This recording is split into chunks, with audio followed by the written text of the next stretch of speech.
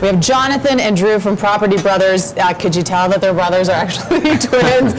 They're here to talk about their show. You guys are on a cross-Canada promo tour right now. We are. We're just finishing up here in Calgary. I mean, we both lived here for so many years, and our parents are in the city, so it's a great way to ramp up. It'd be nice to visit them a little too. But yeah, we're just finishing up season 1's press tour. I'm loving it. And the show's on W Network Tuesdays people at 10 already o'clock. know, I'm sure, because they've been watching and learning a lot from you guys. And I want to talk about the methods that you utilize to show people potential properties. You guys actually use CGI? We actually do. It's a 3D imaging. It's state-of-the-art software you don't see anywhere else. It's absolutely amazing. And it's so realistic that some of the people, as you can see there, that's crazy. Some of the people think it's actually a renovation that we've done on the place. Since they saw it 2 days earlier, they think we've actually renovated the place when we're showing them this 3D imaging. That's absolutely beautiful.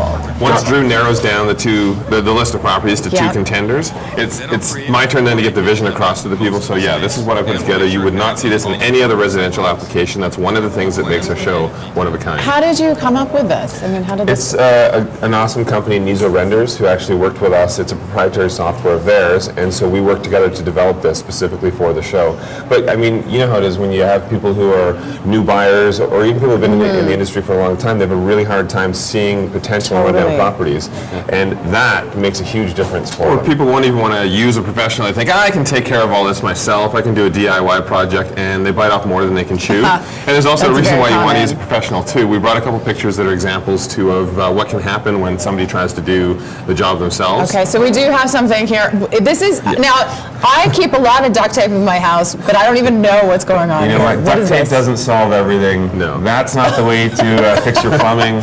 But so that's a pipe. Somebody has attempted to reconstruct something. Yeah, why replace the pipe when you can just make it? And another one here, there's miscalculations. A lot of times if you don't really know what you're doing, you can get a miscalculation, and these are all actual photos as well. Somebody had built some stairs and accidentally built them into the little You are kidding me. Yeah. Isn't that ridiculous? Where do you find these people in these situations? Or is this more common than we know or even want to admit? Oh my God, it's way more common than you want to know. And this is the problem too. A lot of people want to, make a quick buck, so they buy a home, renovate, and they want to make the quick upsell and a few dollars. But then they do work like that on their own. And how are you expecting to get money when you can't even walk into that house?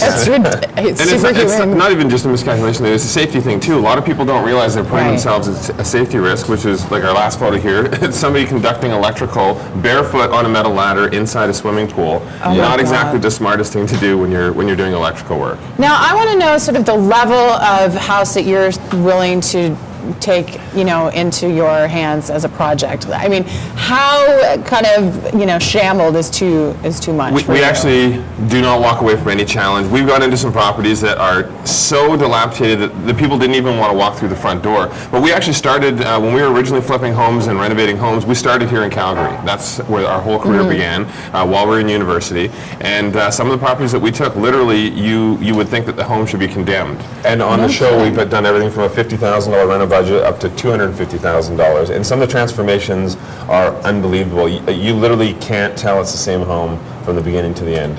Now, just because you're twins doesn't mean necessarily you share the same mind. Any fights on the job? Never. No, well, he's always wrong. Yeah. Is there like an alpha and a beta, or is it an alpha and an alpha? No, the good thing is we worked together for so long that we kind of read each other's minds, and it's a weird twin thing.